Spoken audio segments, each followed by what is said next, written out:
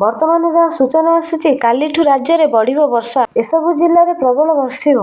ସକ୍ରିୟ ମୌସୁମୀ ପ୍ରଭାବରେ ମଙ୍ଗଳବାରଠାରୁ ରାଜ୍ୟରେ ବଢିବ ବର୍ଷା। ପ୍ରବଳ ବର୍ଷା ନେଇ 16 ଜିଲ୍ଲାକୁ ୟେଲୋ ୱାର୍ଣ୍ଣିଂ ଜାରି କରାଯାଇଛି। କିଛି ସ୍ଥାନରେ ବିଜୁଳି ଘଡଘଡି ସହ ବର୍ଷା ସମ୍ଭାବନା ରହିଛି।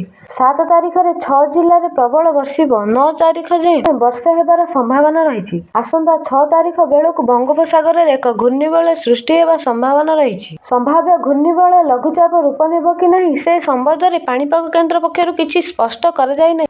ସମ୍ଭାବ୍ୟ ଘୂର୍ଣ୍ଣିବଳୟ ପ୍ରଭାବରେ 6 ତାରିଖରୁ 3 ଦିନ ଧରି ପ୍ରବଳ ବର୍ଷା ହୋଇପାରେ।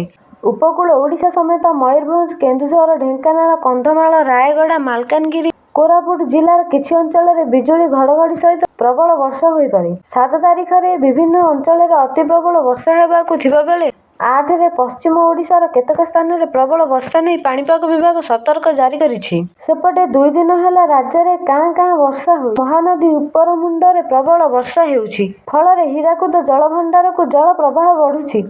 ଏଥିପାଇଁ ହୀରାକୁଦ ଜଳଭଣ୍ଡାର ଫାଟକ ଖୋଲା ଯାଇଛି। ତେବେ ରାଜ୍ୟର କୌଣସି ସ୍ଥାନରେ ଏପର୍ଯ୍ୟନ୍ତ ବନ୍ୟା ପରିସ୍ଥିତି ଉପୁଜି ନାହିଁ ବୋଲି ରାଜ୍ୟ ବନ୍ୟା ନିୟନ୍ତ୍ରକ ନୋଡାଲ ଅଧିକାରୀ ବିଜୟ ସାମଲ କହିଛନ୍ତି। ଶ୍ରୀ ସାମଲ କହିଛନ୍ତି ଯେ 6 ତାରିଖରୁ ପ୍ରବଳ ବର୍ଷା ଥିବାରୁ ଆଗୁଆ ହୀରାକୁଦ ଜଳଭଣ୍ଡାରରୁ ଜଳ ନିଷ୍କାସନ କରାଯାଉଛି। ରବିବାର ଅପରାହ୍ନ 3ଟା ସୁଦ୍ଧା ହୀରାକୁଦ ଜଳଭଣ୍ଡାରକୁ 1,93,000 କ୍ୟୁସେକ୍ ଜଳ ପ୍ରବେଶ କରୁଥିବା ବେଳେ 2,46,000 କ୍ୟୁସେକ୍ ଜଳ ନିଷ୍କାସିତ ହେଉଛି।